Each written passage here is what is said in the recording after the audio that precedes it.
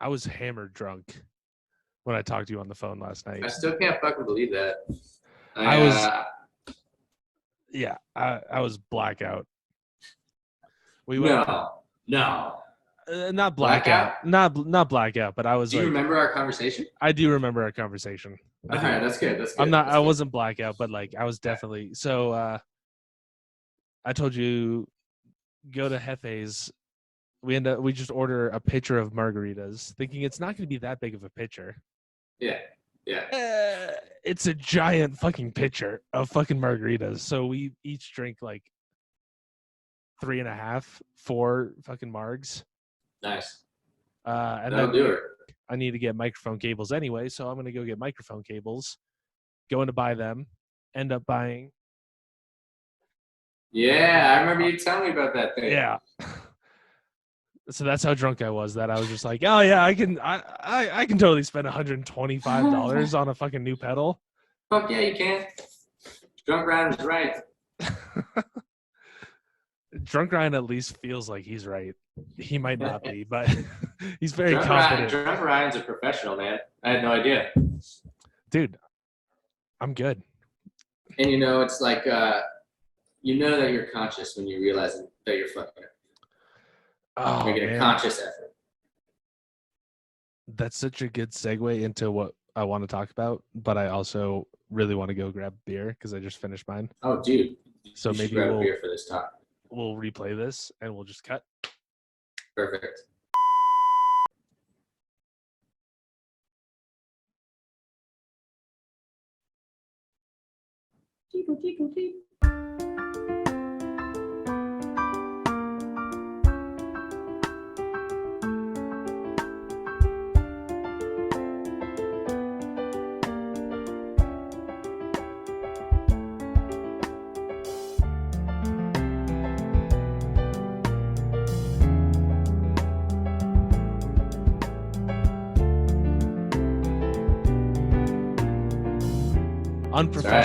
Unprofessional. No, dude. No. I thought it was very professional. A man needs his beer. You need to get what you need. I mean, we are Irish. Dude, we'll just fucking fall into it.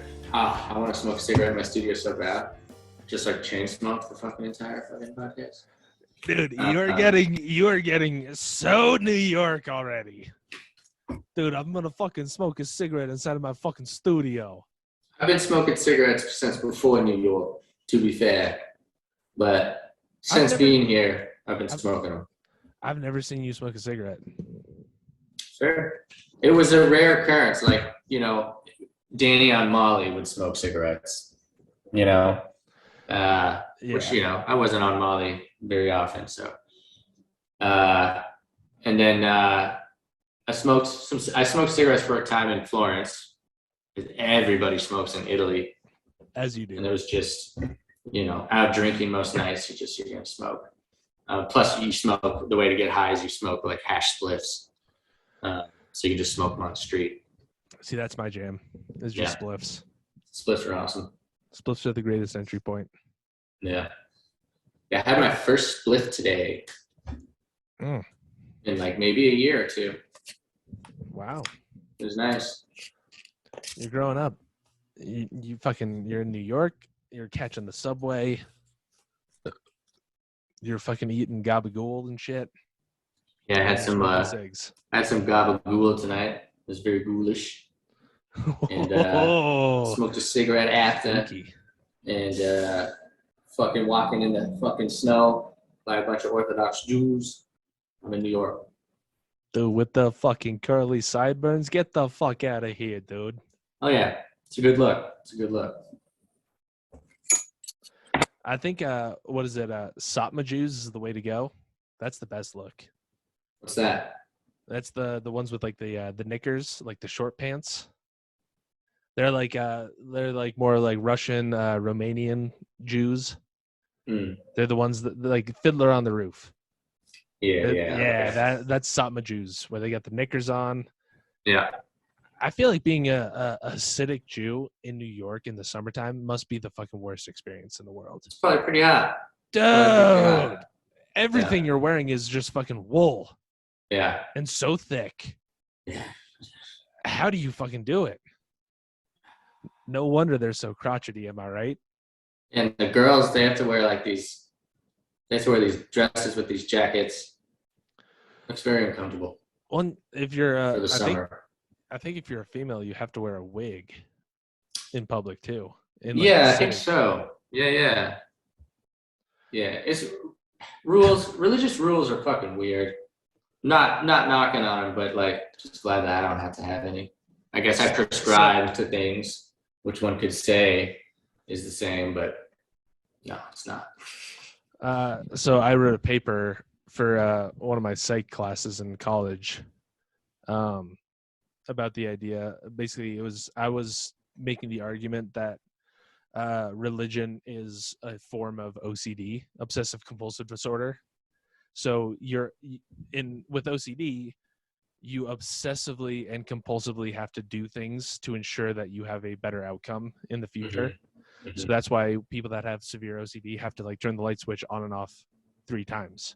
Yeah. It's a compulsion because they're sort of in fear of if they don't do it, then something bad's going to happen. Yeah, like going to church every Sunday. Exactly.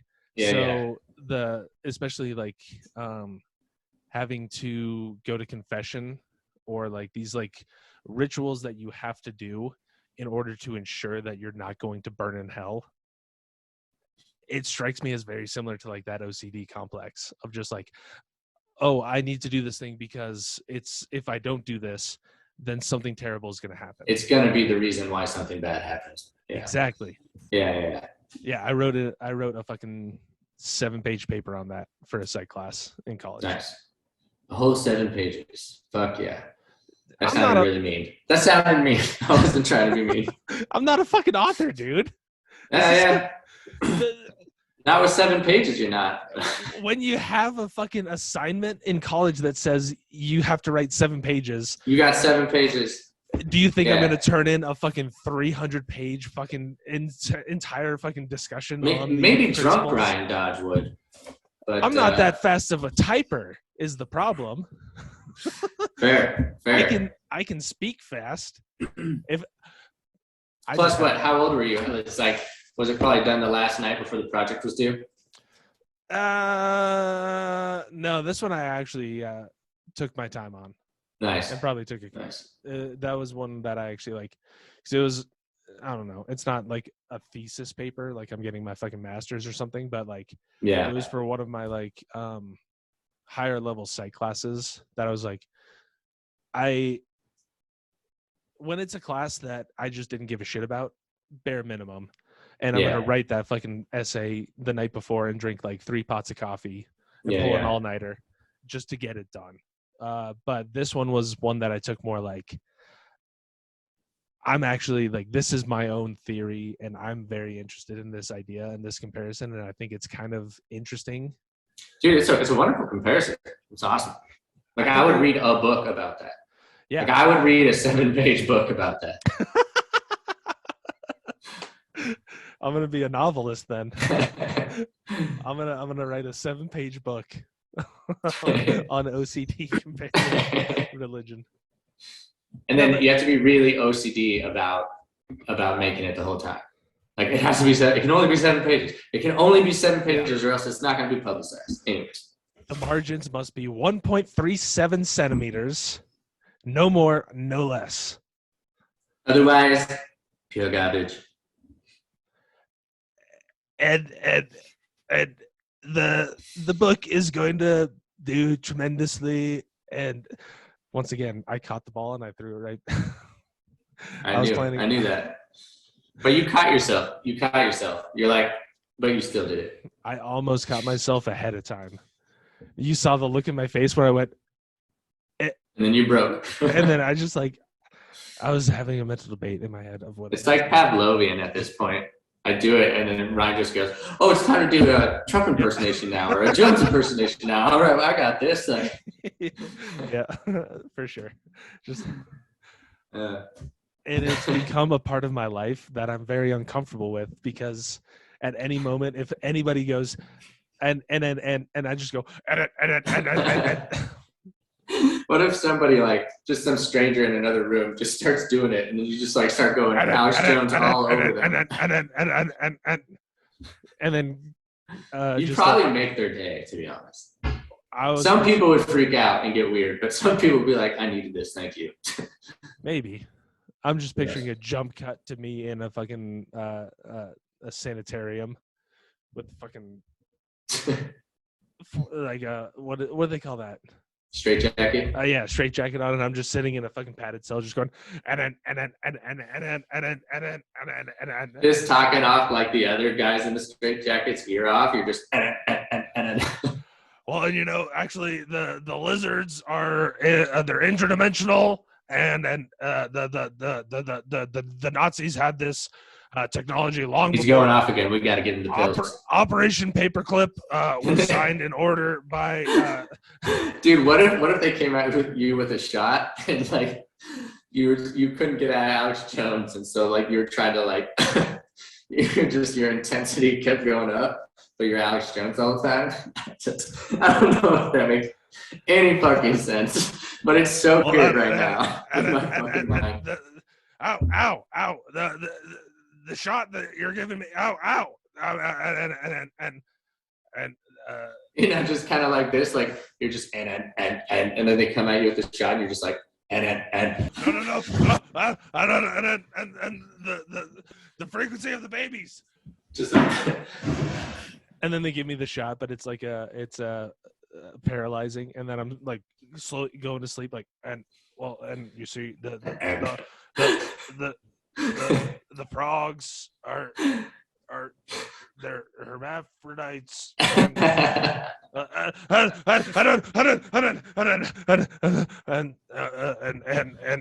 Hillary Clinton is. Yeah. And then I'm asleep, and it's just. And then. And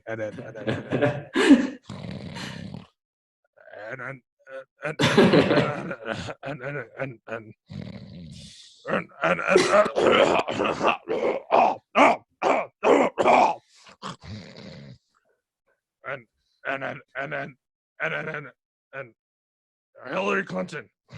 I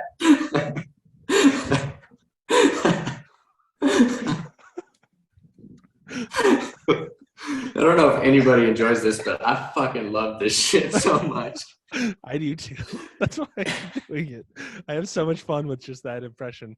Can you imagine just like sleeping in the dark, and you just hear this gentle snoring, and then you just hear frogs. Yeah. Frogs, the frogs. Fuck you, Hillary Clinton. And they're gay. and the Nazis.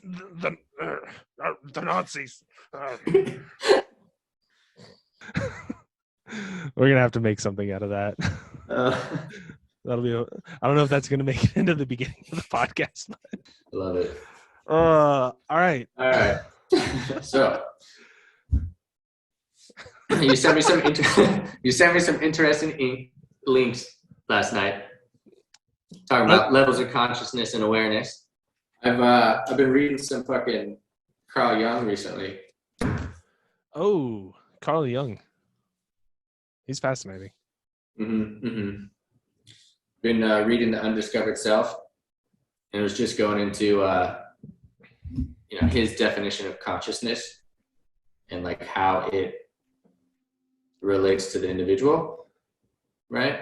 And so you sent me some text links last night about the consciousness of other species of life with plants and particularly fungi. And so like this new research into like what consciousness is, and right, we've always kind of just looked at consciousness from a very human perspective, right? And so we've always contrasted what we view as consciousness versus the human concept or experience of it. Yeah, totally. I was actually just like thinking about that specifically today. I think we define consciousness as, hey everybody, we're talking about consciousness today, guys. Mm-hmm. Hello. Anyway, that might just be the thing that happens where I'm just in the middle of a sentence and that just gets cut and we're good. Anyway. And we got it. Just in case you didn't know. No, I think we have a very biased view as humans on consciousness and intelligence, and sort of like defining intelligence of being able to manipulate your environment. Mm-hmm. And that's because that's what humans are good at, because we have opposable thumbs and we're able to make tools, and that allows us to make things like the fucking pyramids and fucking castles and cathedrals and shit. And so we've kind of defined intelligence in that fashion. Whereas just like, what can you build? And like, what technology can you produce? But that's not necessarily really what consciousness or intelligence is in any way, shape, or form. Well, yeah, it's a part of a greater whole of what consciousness is, right? Because it is a notion of consciousness that humans can, figure out these technological advancements through the power of thought, right? It's defined as like consciousness as just awareness in general. Carl Jung said that it was like consciousness is a precondition of being. So if you're existing and you're, and you're alive, you have this awareness or consciousness on how to adapt with like your environment and exist. Yeah. And so Descartes, I think therefore I am, mm-hmm. is sort of like another one of those sort of like defining philosophical sort of meanings of consciousness, is just awareness. Yeah. I didn't mean to like totally cut you off. What were you saying? No, you're good. I don't know. So I guess every animal on the world, or on the planet, has an awareness of themselves. Like, they have an awareness. Anything that has mm-hmm. sentience enough to maneuver around their environment, to hunt, or even to just even not gather, but feed themselves on whatever grasses, even if they're not carnivores. But like, everything has an awareness about itself. Yeah. And in order to have that, it's like, in order to get that food, they have to grow, or they have to move. And so by growing and moving, they get these sensory feedbacks, right? Life gets a sensory feedback of how to move and how to grow so that it can continue to feed, right? And so one of the, I think it was psyche.com, the first link you sent me, went to an article about like psyche ideas. Yeah, psyche.co. Went to the idea of like how certain like different plants of mycelium, or different species of mycelium, or if that's just like one giant species, I don't know. But mycelium almost has like a memory attached to its responses, because certain studies have shown that if it finds like a rotten wood and it grew in one direction to find that, it's going to grow in the same direction to find more wood. And so it kind of has this enough consciousness or awareness to remember its previous action in order to plan a future action. And so it has this responsiveness. Yeah. Yeah, and mycelium and just fungi in general is fascinating because it's older than any other even plant life. It's the oldest multicellular being. Eukaryotic organism. Yeah. Yeah.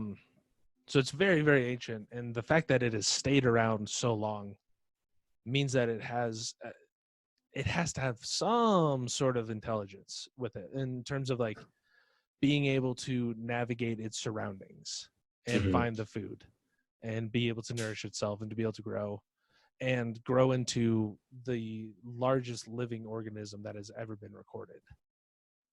Is a mycelium mm-hmm. layer, I think in like Washington or Oregon. I think you're right. Somewhere Pacific North. I think it's Washington. It's Puget Way. It's what? It's up in there, Puget's. Oh yeah. The Northwest. Oh yeah, and that PNW. Oh yeah, the PNW. Yeah. It's so weird that like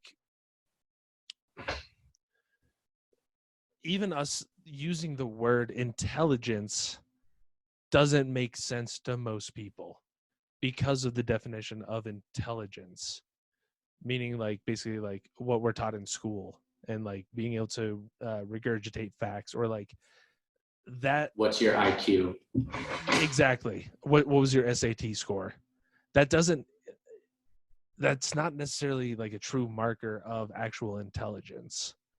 I feel like intelligence more to me means ability to problem solve and find solutions where there might. I think intelligence it kind of runs parallel to a meaning of like sentience, like awareness, right? And so like, how can that intelligence respond to its environment? Yeah, and not even necessarily manipulating their environment in the ways that humans have. But like dolphins could easily be on the same level of intelligence in their own sort of way that humans are. We just don't have a way to measure their intelligence because we can only view the world through our own sort of lens as humans. Mm-hmm. And so it's so hard. And octopuses. I think it's technically octopuses now, but we were always taught octopi as kids. But apparently it's octopuses. But we can also say octopussies. Octopuses have octopussies. Only the females. Only the females, yes. And that's one and the hermaphrodite ones. You can't forget the trans octopuses. You can't forget the trans octopuses, octopussies. Okay? I don't even know what to do with that. But yes, there's different levels of intelligence out there. And even if you have a trans octopussy, you octopuses out there, you're still just as intelligent as Ryan. Maybe even more intelligent. Who knows? Probably. If an octopus had a podcast, they'd probably be doing better than us. Yeah.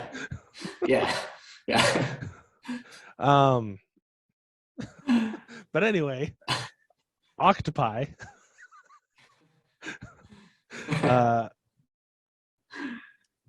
Octopus.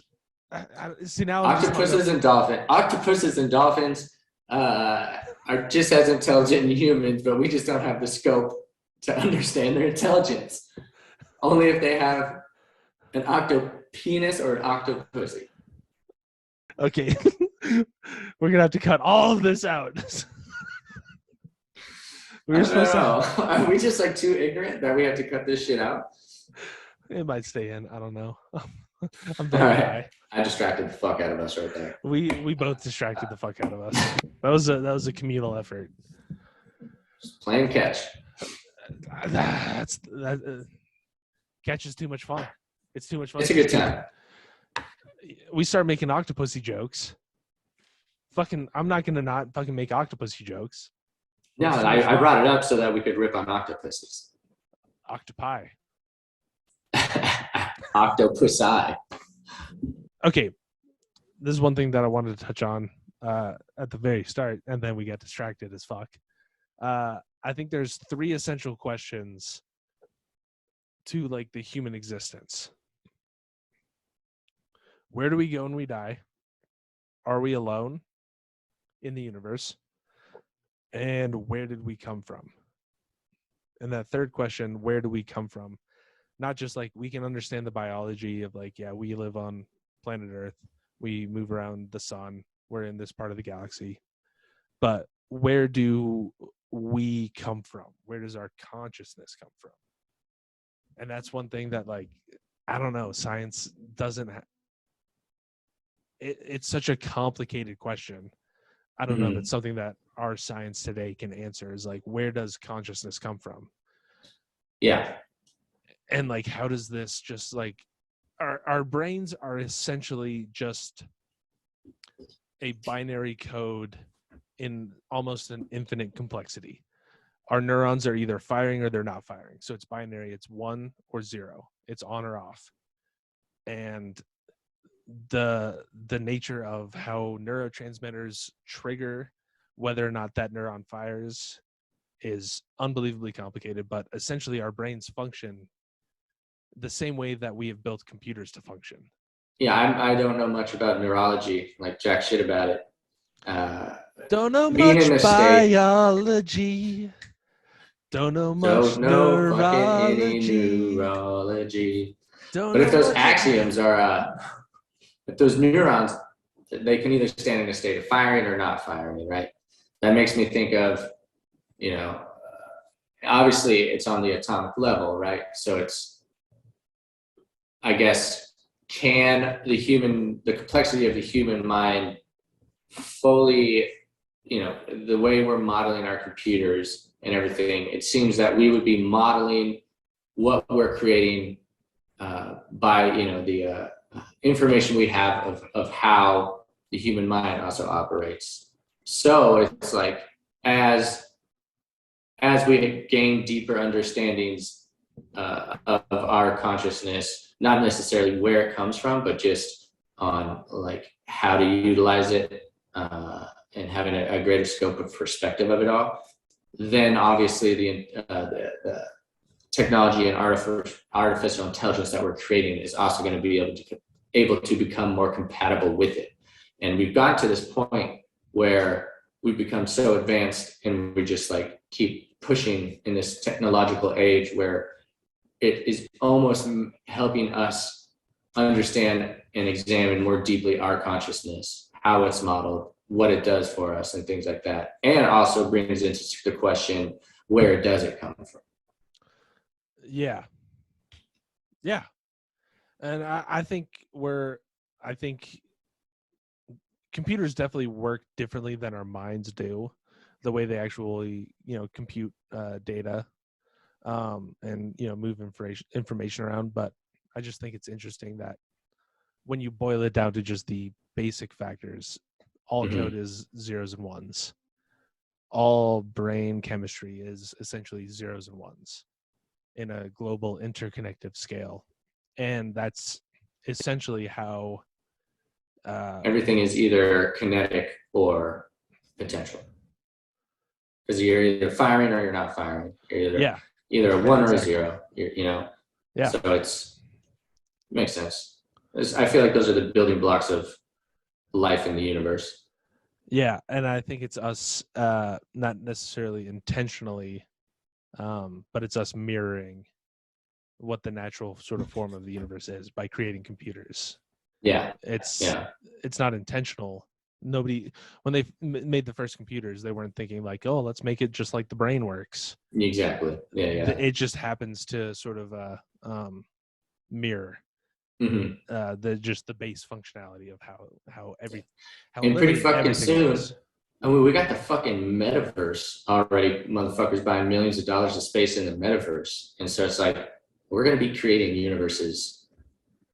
I guess technically we already have, but I guess we're just going to be able to create these super in-depth, large, possibly fully immersive universes here in a little bit. Yeah, I mean, it sounds like it's going to make everything a lot more complex. Oh, absolutely. And I mean, there's a ton of intelligent people out there that believe that we are. I mean, and when you look at statisticians or probability experts, when they calculate the odds, the probability of us already living in a simulation is like 90-something%, probably like high 90. What? Yeah, because I mean, what is this like study on?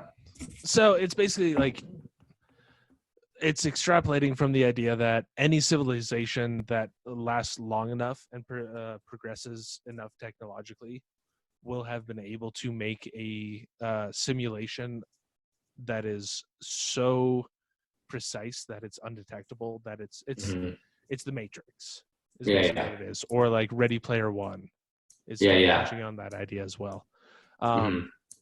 If a civilization is advanced enough and it doesn't kill itself off or doesn't get hit by an asteroid, which there's hundreds of solar systems that have planets in the Goldilocks zone that don't have the same asteroid problems that we have in our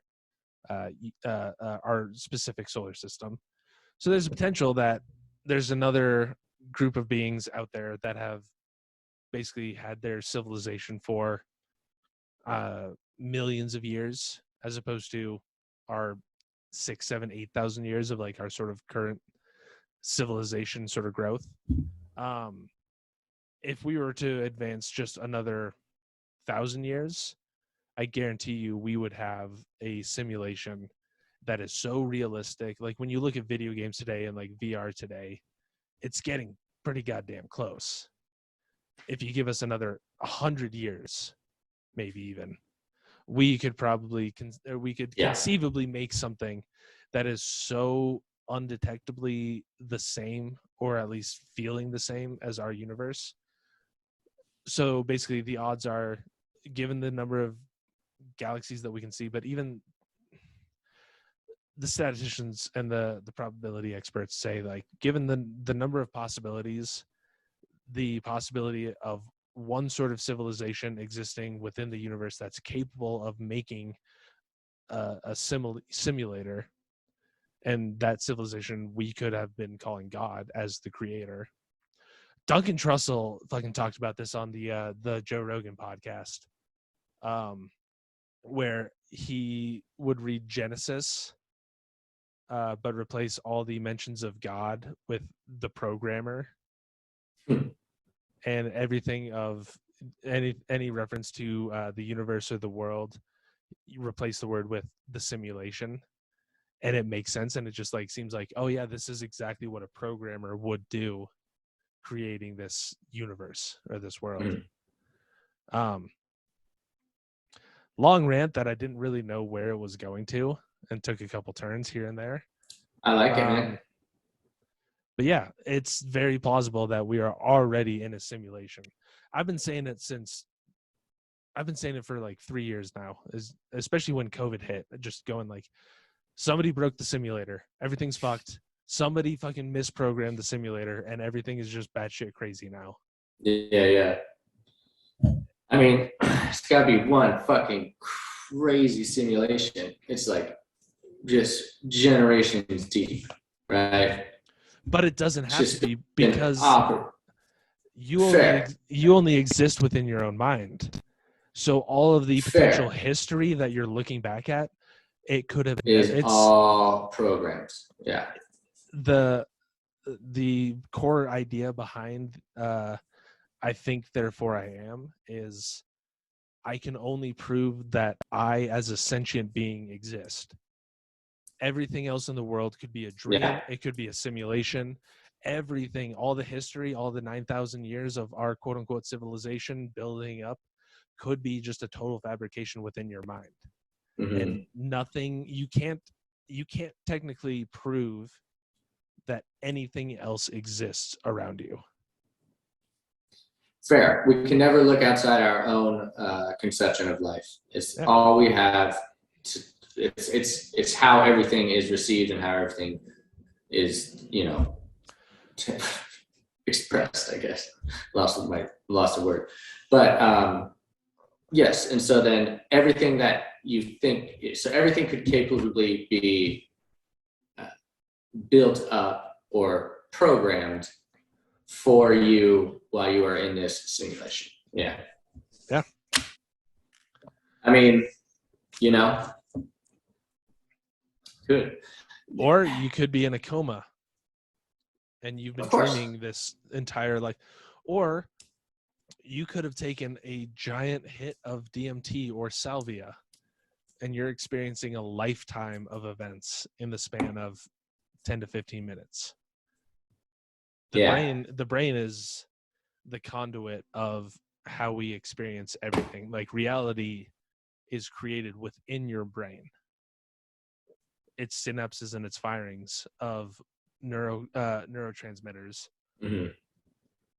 And that's the only thing that you can trust is, I know that I'm sentient and I have an awareness. Whether anything else is real, it's not necessary. It's not possible to prove that it is. It would be interesting to bring into like discussion of like, well, what is collective consciousness? Is that something we're able to be a part of, tap into, or is that all inevitably just a reflection of our own minds saying that we do feel that we're in a group consciousness or not, right? So it's like part of that discussion that always bums me out, not trying to discredit anything and like it's a total mind fuck, is that it's always going to come back to this loop of saying that you're perpetually entrapped within this condition, and so that anything that you ever think of or any kind of notion that might be out there, it's all just simulation, and it's just all you conceiving and perceiving everything to a this kind of futile factor, you know what I mean? Yeah. And so can we, if we are in this simulation, and I mean, I think for intense purposes, we can really only perceive through our perspective. Absolutely, right? That's just kind of brain, that's just like kind of just neurology 101, it's, that's, I think, therefore I am, that's me acknowledging my awareness and how I see the world and how I respond, everything is responded to and how I react to everything. I guess what I'm trying to present is there also a chance and opportunity for people to have out of mind experiences where they get to experience some level of consciousness outside of their preconceived perspective and consciousness, or, and so if that is possible, like what does that look like? What does that feel like? I mean, if we're in a simulation, then I feel like that would be you sort of very much Matrix-esque. You're jumping into the code. You know what I mean? Like if we're talking simulation theory, because like that's essentially what the Matrix idea is just living in a world that's totally undetectable. And then when Neo finally realizes that he is able to sort of overcome the programming, then he sees everything in the numbers and he sees the world for what it truly is. Yeah.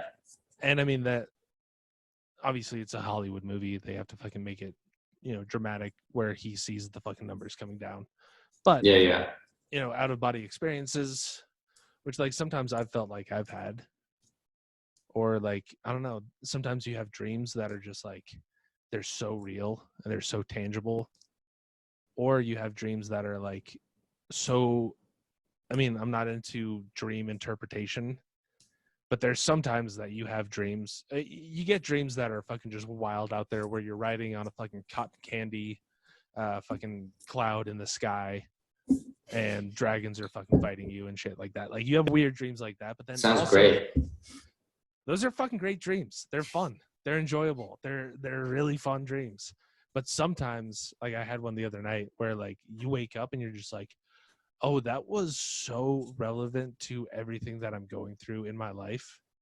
Like they're always packed in metaphors, but still like you kind of go like, oh, that's actually everything that I've been stressed out about over the past week or two, just encapsulated into this fictional movie that you created within your own brain for some reason, which is not really technically known by psychology. But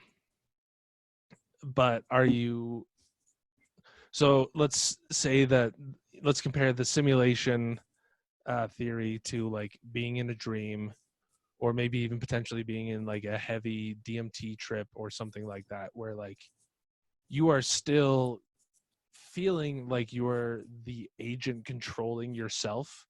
So feeling like you are conscious within that world of dreams, or in that world of, a heavy trip, or, whatever it is, you're still, or in the simulation, you still feel like you are the agent controlling your own actions. Yeah. Are you still conscious in that moment? You know what I mean? Because like technically if you're dreaming, you're asleep. So technically speaking, you're not conscious, but yet you still have a consciousness within your sort of own mind. I mean, there's also like certain like cultures that view the human as having multiple souls or spirits, which could be construed as like different sides of cells. Maybe you have varying levels of consciousness or some shit. And so it's like, you know, you have the ego, the super ego, and then you have, you know, the id. And so it's like all those are a part or attached to your identity and your consciousness, because you're, you know, all those things seem to be responding to the world around you. So it's like, how many degrees of consciousness do we have, you know? When I was high, like a couple of out-of-body experiences I've had from like DMT or mushrooms or acid was just kind of, and sometimes copious amounts of marijuana, was the kind of the bigger things I got out of it was like, you don't have to be worrying so much and just let it all go. Like, just stop caring so much. Like, stop. And it's just like, oh, like, okay, like, I can try that. Inevitably, I'm a creature of habit, but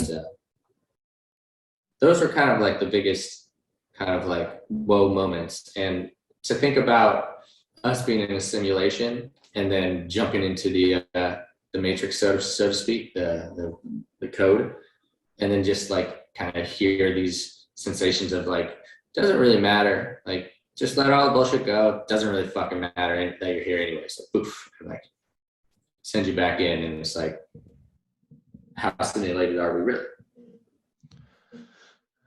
Yeah. And then do you know what the bardos are? The what? The bardos, it's like a Buddhist belief, kind of like, I like to think of it as like almost like Dante's Inferno, where they have these different layers, but instead of like layers of hell, it's just like different illusions that you're trapped in. And so by being entrapped in bardos, like you just kind of repeat these karmic cycles over and over until you can kind of like see past the illusion. You know, so like one bardo might be, you know, like a strong vice that holds you down, you know, and it's like once you kind of get through the addiction, then that bardo, that the way of life, that level of consciousness, because it's just like that shit alters your brain. You're no longer like stuck in that illusion, and so you move through that portion of the simulation onto another layer of the simulation. It's like a new level. Ready Player One, new level. Yeah, but that's sort of, I guess, potentially an interpretation of the new Matrix is he passed through one level of the simulation, and then now he's sort of, spoiler alert, fucking whatever. He passed through the first level of the Matrix, but then he's back in it, and now he has to pass through maybe another. I don't know. Yeah. Have you ever had a lucid dream? Oh yeah, I've had a handful for sure. I had one that fucked me up for a little bit. Really? Yeah. Do you want to talk about it? I was reading this book called The Illusionist. I can't remember who wrote it. It was like a book from the 40s. There's some weird book about this, like it's like the reincarnation of Christ, but he's like doesn't want to be a messiah, so he spends his days flying planes like in the Midwest. This was like back in the 30s, 40s, when like I guess people like pilots would fly from town to town, perform tricks to get paid, and just like kind of live like a nomadic pilot lifestyle. And he was just doing that. And an NPL, a nomadic pilot lifestyle. Yeah, the NPL. NPL. Yeah. He was NPL's fuck. And so you're following this story of this other NPL who bumps into Jesus NPL and or NPL Jesus, and Jesus starts telling him about like how you can manipulate reality. It's just like your lack of consciousness that makes you feel stuck in this plane as you are. And so like the first lessons that NPL Jesus teaches this guy is that you can have your dreams, what lucid dreaming is, and so practice that. And like I'm reading this at like 7:30 in the morning, like, and I just gotten off of like an 8-hour plane flight, and so like I fell back asleep and I had a lucid dream, and I remember in my dream having, you know, the awareness to be like, oh, I can manipulate this however I want, and it was me, Garrett, and Colin of all people, just random as fuck. We were all skateboarding, which is funny because Garrett doesn't skate. But I was like able to like mold and manipulate the skate park as we were skating it. So it was just like such a fun time. And then it was like, I was like, oh, I wish we were like could party. And like the skate park like molded into a house party. And like I was skating around and I was done skating and I couldn't find Colin or Garrett. So I go walking into the party and can't find him at the party. And like I walk downstairs to like, it's like a house party, it's a basement. And like as I'm walking down to the basement, like I'm turning the stairs into a spiral staircase. And then I go down to the basement and it's just like such a suburban basement. Just like the most Highlands Ranch basic basement ever. And there's like it's like a rectangular room with 2 doors on either side. And I come in and like I look through these doors and no one's in there. They're all dark. And I go to the last door and it's a dark room, but on the other side, there's a mirror. When I see myself in the mirror, like a blue demon, like, rah, like jumps out at me from behind me and jumps into my body. And I'm trying to, I like have hold of it. And I'm trying to yank him off. And I was like, oh, dude, you just got to yank him off. You can just pull him off. And like before that happened, I woke up and like my ears were ringing and like I had like the goosebumps. And I was just like, what the fuck? I was sweating.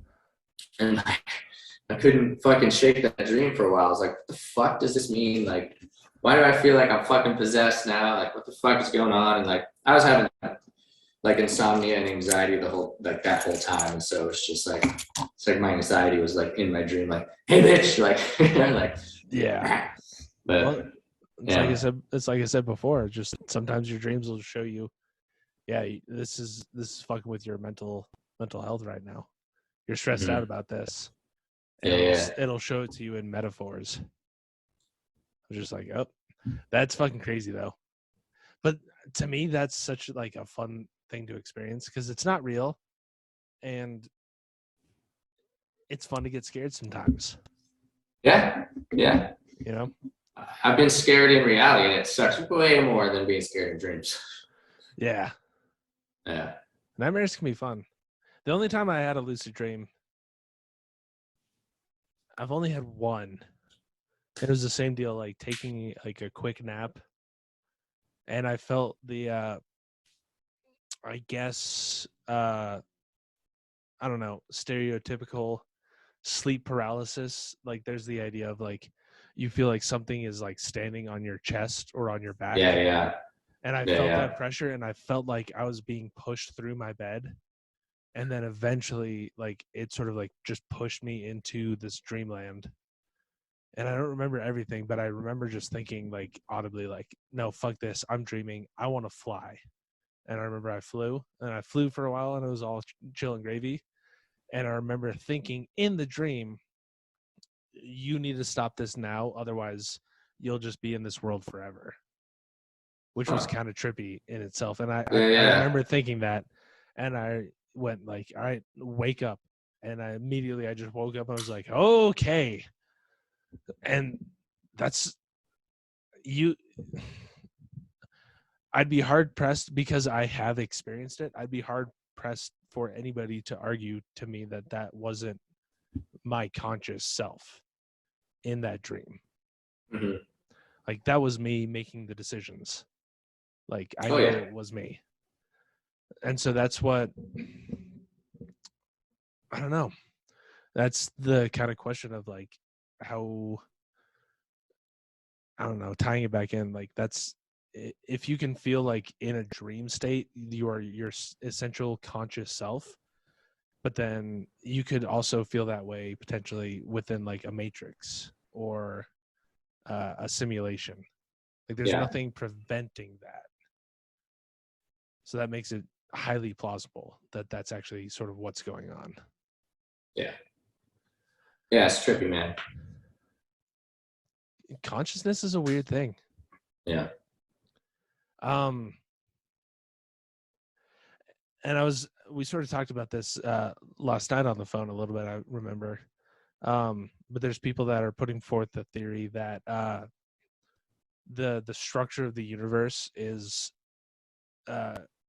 architecturally so similar to the structures of the neurons within your own brain.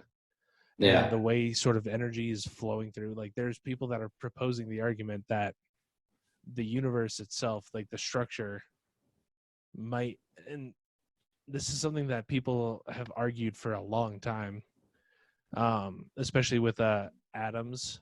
You know, the old school, like the drawing of an atom that you saw in like science class in fucking middle school or whatever, or high school, with like the nuclei, and then the electrons, yeah, the electrons are just like, it looks like they're just like orbiting around like the solar system does, and like people thought like, exactly, that means that every single atom solar system is an atom. And that's been highly debunked by quantum physics.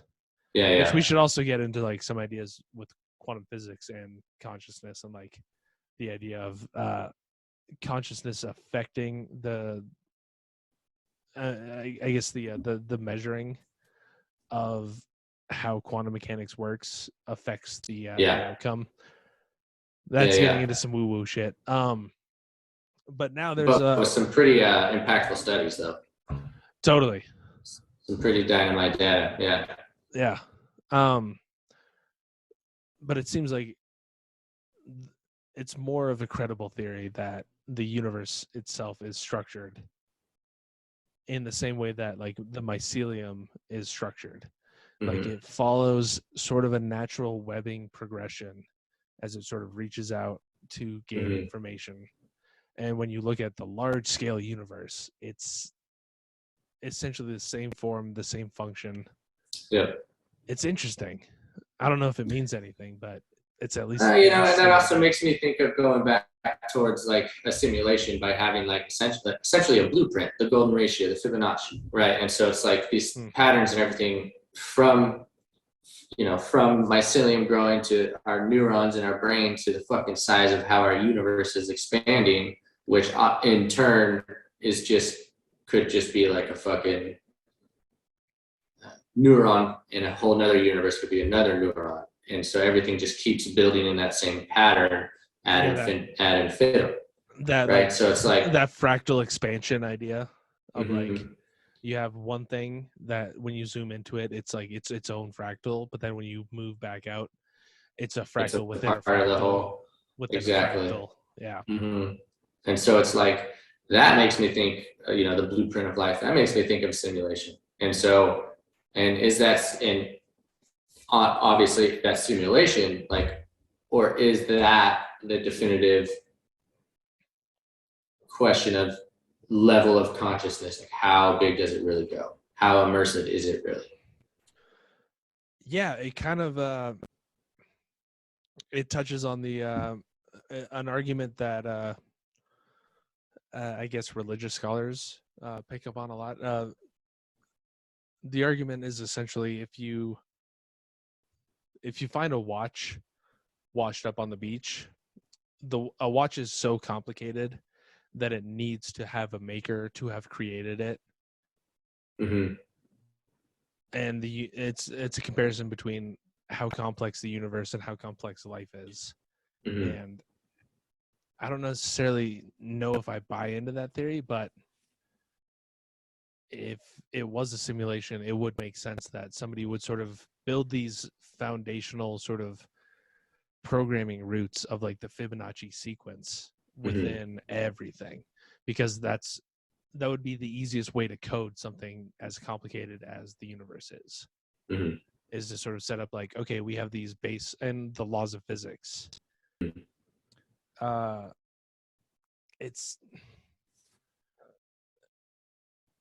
It makes sense that people would draw the conclusion of there was a designer for this, because but then the other side of the argument is we would only be here to observe whether or not the universe is so perfectly suited for life.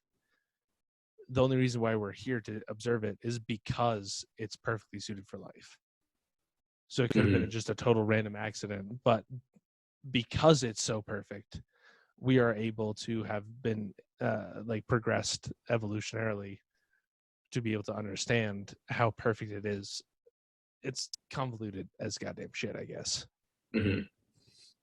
And also the question of sort of the universe being built and that intelligence being part of the building blocks. So the universe is being created, and it's both, it's playing both parts as the conscious part of it and the building blocks of it. And so the connection of spirit and matter, as the ancients say, like developing one and the same with one another. That's a really good way of looking at it, is the idea that, God, or whatever you want to call it, the universe, the overlying structure, the planner, infused itself within everything, as opposed to being a physical or even spiritual being.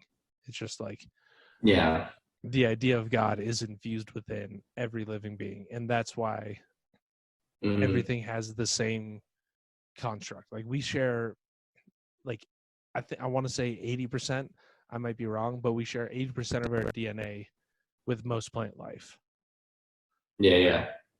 I mean, we're made up of like fucking recycled stars and shit, apparently. And like, think about the building blocks, like all our cells that are made of all these atoms. And it's like, that's all pervasive. Like, technically, you and me, I've heard some crazy things about, like, technically, you and me are touching right now through just a massive chain of fucking cells, right? Like, from our bodies, hey, buddy, to like all the little hydrogen atoms in the fucking air all the way to you. Like, technically, even in the space, there's matter, and there's those building blocks for life. And so it's like, also within all of those could be this awareness, could be this sense of consciousness within it as well.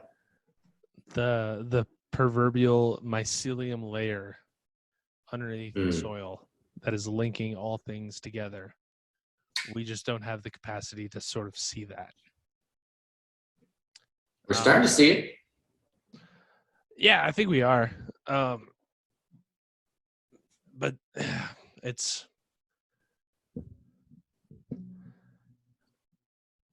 I don't know.